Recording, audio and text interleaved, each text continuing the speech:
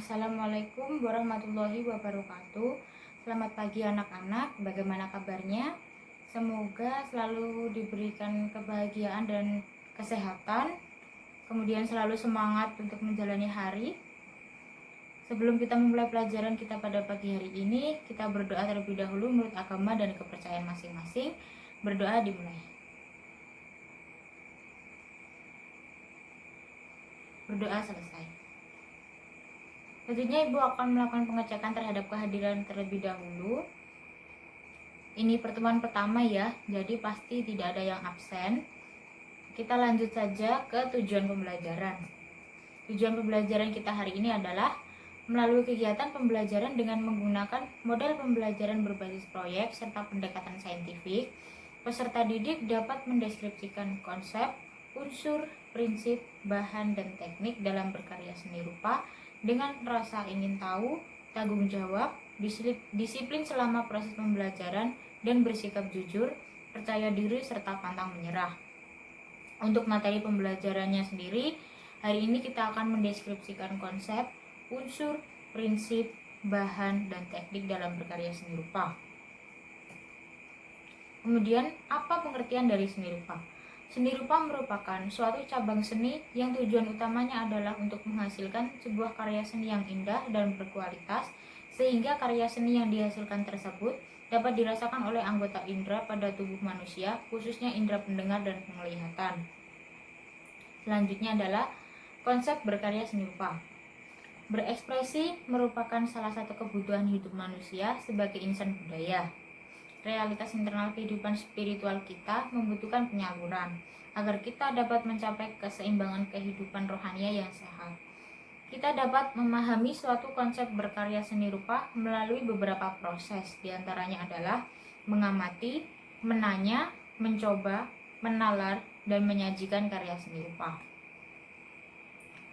Kemudian, apa fungsi dari seni rupa? Seni rupa dapat memuaskan hati dari penciptanya dan memberikan kepuasan tersendiri, memberi keindahan yang dapat dirasakan oleh seluruh lapisan masyarakat, juga menyampaikan nilai-nilai budaya dan ekspresi dari seniman. Kemudian seni rupa dibagi lagi fungsinya menjadi dua bagian. Yang pertama adalah fungsi individu, yaitu untuk memenuhi kebutuhan emosional dan kebutuhan fisik. Dan ada juga fungsi sosial untuk memenuhi kebutuhan rekreasi, komunikasi, pendidikan, dan lain-lain. Dalam berbagai hal juga, seni rupa bisa memiliki fungsi komersil, misalnya adalah jual beli karya seni rupa. Selanjutnya adalah unsur-unsur seni rupa. Yang pertama, titik. Titik adalah unsur seni rupa yang paling dasar. Titik dapat melahirkan suatu wujud, ide-ide atau gagasan yang kemudian akan melahirkan garis, bentuk, atau bidang.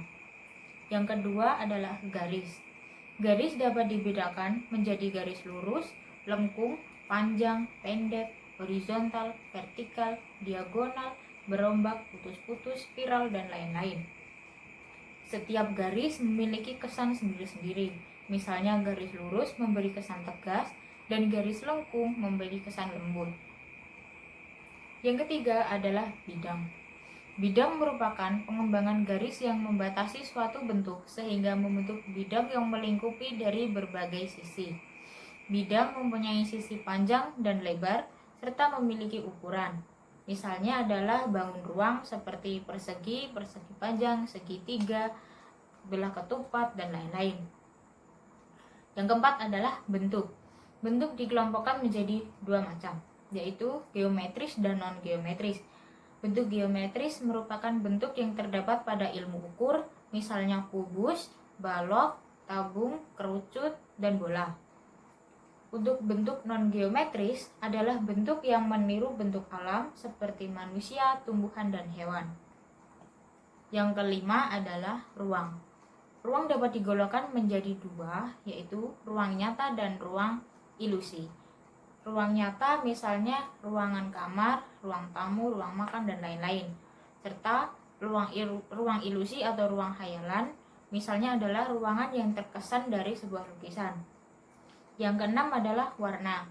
Warna merupakan kesan yang timbul oleh pantulan cahaya pada mata. Warna dapat dikelompokkan menjadi 3, yaitu warna pokok atau warna primer, yaitu warna yang tidak berasal dari warna manapun, meliputi warna merah, kuning, dan biru.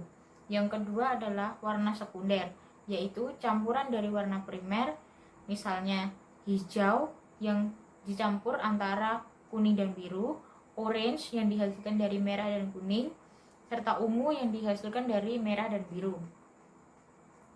Yang ketiga adalah warna tersier, yaitu campuran dari warna primer dan sekunder, seperti kuning kehijauan, coklat, ungu kebiruan, orange kemerahan, dan lain-lain. Selain ketiga warna pokok tersebut, ada satu warna yaitu warna netral, di mana warna yang berdiri sendiri atau apabila dicampurkan dengan warna lain tidak menjadi jenis warna baru. Warna netral adalah hitam dan putih. Misalnya, warna merah bila dicampur putih, maka warna yang dihasilkan adalah merah muda. Selanjutnya adalah tekstur. Tekstur adalah sifat dan keadaan suatu permukaan bidang atau permukaan benda pada sebuah karya seni rupa yang memiliki nilai raba yang berbeda-beda. Tekstur dibedakan menjadi 2. Yang pertama, tekstur nyata, di mana nilai raba itu sama dengan penglihatan. Misalnya batu bata. Ketika kita melihat batu bata, itu terlihat kasar, dan ketika disentuh, ternyata batu bata itu memang kasar. Yang kedua adalah tekstur semu, di mana nilai raba itu berbeda dengan penglihatan. Misalnya adalah suatu benda ketika dilihat itu terlihat kasar, namun ketika disentuh ternyata benda tersebut halus. Selanjutnya adalah gelap terang. Suatu objek bisa memiliki intensitas cahaya yang berbeda pada setiap bagiannya. Demikian pula pada karya seni rupa seperti lukisan pemandangan alam. Adanya perbedaan intensitas cahaya akan menimbulkan kesan mendalam. Sisi gelap terang memberi kesan hidup pada suatu karya seni rupa. Misalnya ketika kita sedang menggambar Gucci, kita melihat kemana arah datangnya cahaya tersebut. Misalnya cahaya datang dari sebelah kanan, maka sisi sebelah kanan dari guci tersebut lebih terang daripada sisi sebelah kiri. Selanjutnya adalah prinsip karya seni rupa. Ada beberapa prinsip karya seni rupa, diantaranya adalah kesatuan, keseimbangan, ritme atau irama, penekanan atau aksen, proporsi, keselarasan atau harmoni. Dan sekian prinsip tersebut merupakan bagian yang penting dalam suatu karya seni rupa. Kemudian, bahan berkarya seni rupa. Dalam berkarya seni rupa, kita memerlukan berbagai jenis bahan.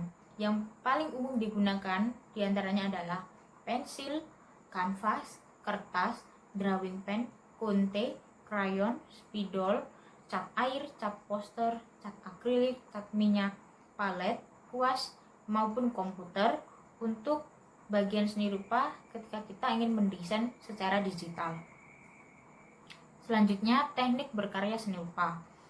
Dalam berkarya seni rupa, umumnya terdapat 2 teknik, yaitu teknik basah dan teknik kering. Teknik basah adalah teknik dengan menggunakan cat atau bahan berbasis air dalam membuat karya seni rupa. Sedangkan teknik kering adalah teknik dengan menggunakan bahan yang tidak berbasis air atau cenderung kering, misalnya krayon dan pensil. Selain dari kedua teknik tersebut, ada beberapa teknik lain, diantaranya adalah teknik pahat, yaitu mengurangi bahan menggunakan alat pahat, misalnya membuat patung atau relief dengan bahan dasar kayu atau batu. Kemudian ada teknik busir, yaitu membentuk benda dengan mengurangi dan menambah bahan, misalnya membuat keramik dari tanah liat. Kemudian ada teknik cor, yaitu membuat karya seni dengan membuat alat cetakan, kemudian dituang adonan berupa semen, gips, dan lain-lain, sehingga menghasilkan bentuk yang diinginkan. Selanjutnya ada teknik las, yaitu membuat karya seni dengan cara menggabungkan bahan yang satu ke bahan yang lain untuk mendapatkan bentuk tertentu. Kemudian ada teknik cetak, yaitu membuat karya seni dengan cara membuat cetakan terlebih dahulu. Sampai di sini apakah ada yang ingin ditanyakan? Jika tidak ada yang ingin ditanyakan, kita lanjut dengan penugasan. Di sini saya akan memberikan tugas. Yang pertama adalah kalian membuat tabel analisis tentang unsur, prinsip, bahan, dan teknik dalam berkarya seni rupa. Jadi berdasarkan materi yang kita pelajari tadi, kalian buat tabel, dan di dalam tabel tersebut kalian tulis secara singkat saja mengenai unsur, prinsip, bahan, dan teknik dalam berkarya seni rupa. Dijelaskan secara singkat saja. Kemudian tugas yang kedua adalah buatlah rancangan sketsa karya seni rupa 2 dimensi dengan tema bebas, tetapi harus terdapat unsur dan prinsip karya seni rupa sesuai yang kita pelajari hari ini. Untuk tugas yang kedua ini kita lakukan di pertemuan selanjutnya saja. Jadi kalian di rumah cukup membuat sketsanya saja, selanjutnya kita lakukan di pertemuan berikutnya. Kemudian setelah itu kalian bisa mengamati karya teman-teman kalian, dan di situ kalian bisa membuat komentar atau simpulan atau apresiasi. Sampai di sini, sekali lagi apakah ada yang ingin ditanyakan? Jika tidak, kita akhiri pertemuan kita pada pagi hari ini. Semoga dapat memberikan manfaat sesuai dengan apa yang kita pelajari. Di sini di pertemuan pertama ini kita sudah mempelajari bersama-sama mengenai konsep, unsur, prinsip, bahan, dan teknik dalam berkarya seni rupa.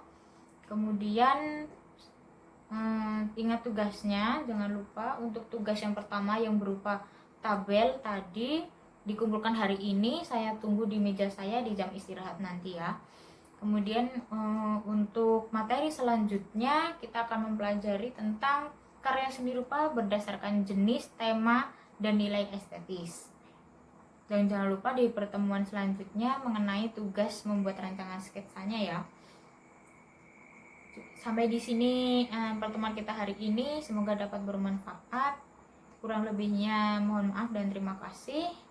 Ibu akhiri. Wassalamualaikum warahmatullahi wabarakatuh.